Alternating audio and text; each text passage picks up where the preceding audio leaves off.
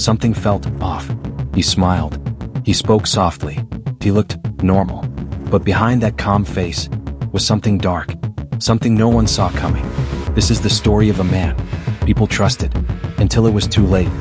Before we continue, make sure you subscribe to the channel for more real mysterious stories and unsolved cases. And don't forget to turn on the notification bell so you never miss a new video. The first thing people noticed about him was how normal he seemed. He didn't look dangerous. He didn't act strange. In fact, he was the kind of person you'd trust without thinking twice. Clean-cut, polite, confident. The kind of man who could walk into a room and make people feel comfortable within seconds. Back in the early 1970s, in the quiet towns of Washington state, life felt safe. College students walked freely. Neighbors knew each other. People didn't lock their doors the way they do today. And right in the middle of that peaceful environment was Ted. He studied law. He volunteered. He even worked on political campaigns. People described him as smart, kind, and charming. But what no one knew was that something was already broken inside him. Behind that smile, there was something else. Something hidden. Something dangerous. At first, nothing seemed wrong. No alarms. No suspicion. But slowly, small cracks began to appear. He would disappear for hours. Sometimes days. No clear explanation. No reason. And then, something started happening in the area. Young women began to vanish. No warning. No struggle. Just gone. At first, it didn't seem connected. Different locations. Different victims. But there was one thing they all had in common. They trusted someone. And that someone looked safe. It started quietly. So quietly, most people didn't even notice at first. A girl didn't come home. Then another. Then another. Each case seemed unrelated. Different cities. Different times. But the fear began to grow. Families waited by the phone. Friends searched everywhere. Police had no answers. There were no signs of forced entry. No witnesses. No clear suspects. It was like these women just vanished into thin air. But then, something changed. A few survivors came forward. And what they said was chilling. They described a man. Polite. Soft-spoken. Sometimes wearing a cast or pretending to be injured. He would ask for help. Simple things. Can you help me carry this? Can you hold this for a second? Nothing threatening. Nothing scary. Just normal. And that's what made it dangerous. Because people didn't see him as a threat. They saw him as someone who needed help. And that's how he got close. That's how he gained trust. And once that trust was given, it was too late. Investigators started connecting the dots. Same type of victim. Same pattern. But they still didn't know his name. All they had was a description. A friendly man. Driving a simple car. Blending in perfectly. And that's what made him so hard to catch. Because he didn't stand out. He looked like everyone else. For a long time, he stayed hidden. Careful. Controlled. But no one can hide forever. Not completely. Small mistakes started happening. A witness remembered something strange. Another noticed a pattern. A name came up more than once. Ted. It wasn't much. Just a first name. But it was something. Police started digging deeper. And slowly, a picture began to form. This wasn't random. This wasn't chaos. This was planned. Carefully. Coldly. And the man behind it was patient. He knew how to talk. He knew how to act. He knew exactly what people expected to see. And he gave them just that. But underneath, there was no empathy. No regret. Just control. And the need to keep going. As investigators got closer, he didn't stop. In fact, he became more dangerous. Because now, time was running out. And when someone like that feels pressure, they don't slow down. They escalate. By now, people were no longer ignoring it. Something was wrong. College campuses that once felt safe started to change. Girls stopped walking alone. Friends moved in groups. Doors were locked earlier than usual. Fear was spreading. Not fast, but deep. Parents called their daughters more often. Friends checked on each other constantly. Because no one knew who was next. The scariest part? There was no clear face. No confirmed suspect. Just a feeling that someone was watching. And waiting. Police released sketches. A normal-looking man. Clean.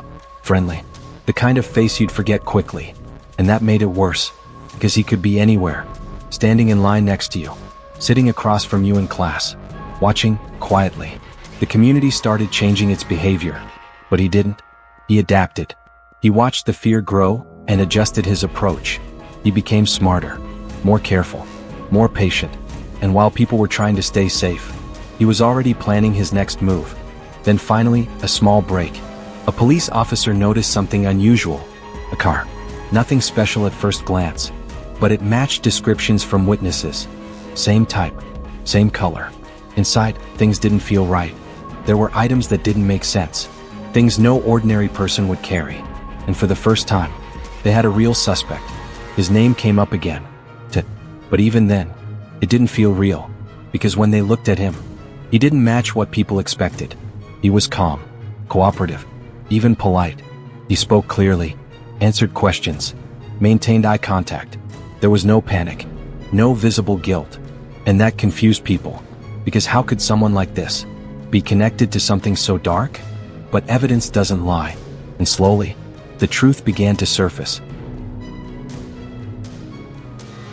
When they finally arrested him, it didn't feel dramatic. No chase, no struggle, just quiet, almost normal. He walked in calmly, spoke politely, as if nothing serious was happening. And even then, some people didn't believe it. That guy. No way. But the evidence kept building. Witness accounts, patterns, details that lined up too perfectly. He maintained his image, clean, controlled. Even in court, he didn't look like what people imagined a criminal to be. And that's what made it so unsettling. Because evil didn't look like evil. It looked ordinary. Then something happened. No one expected. He escaped. Not once, but twice. The first time, people thought it was a mistake. The second time, it became fear again. Because now, he was out there, free.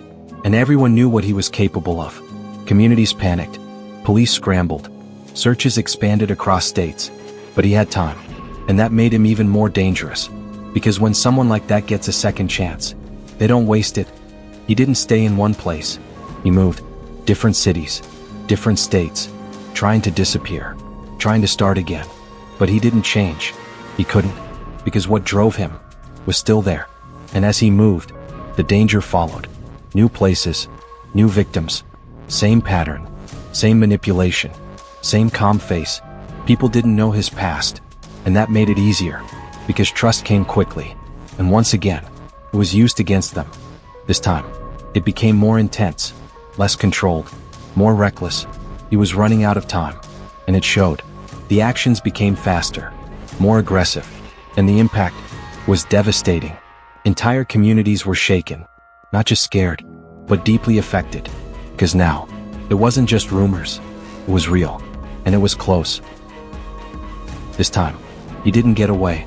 Police caught him again, and this time, they were ready, more prepared, more aware, and more determined, because they knew this couldn't happen again. The courtroom was full. People wanted to see him, to understand, to make sense of it all. And there he was, calm, speaking clearly, even trying to defend himself. At times, he almost seemed confident. But behind that, the evidence was overwhelming. Witnesses spoke, stories were shared, and slowly, the full picture came together. Eventually, the truth couldn't be hidden anymore. Details came out, stories that shocked everyone, not because they were loud, but because they were real. And the more people learned, the harder it became to believe that someone who looked so normal could do something so dark. In the end, justice was served, but it didn't feel like closure, because the damage was already done. Lives were lost, families changed forever, and the question remained, how did no one see it? The answer was simple, because it didn't look dangerous. Sometimes, the scariest people don't look scary. They smile, they talk calmly, they seem normal, and that's what makes them dangerous, because trust is powerful, and when it's used the wrong way, the consequences can last forever. This wasn't just a story about crime. It was a reminder to look closer, to trust carefully, because sometimes evil doesn't hide in shadows. It stands right in front of you, smiling,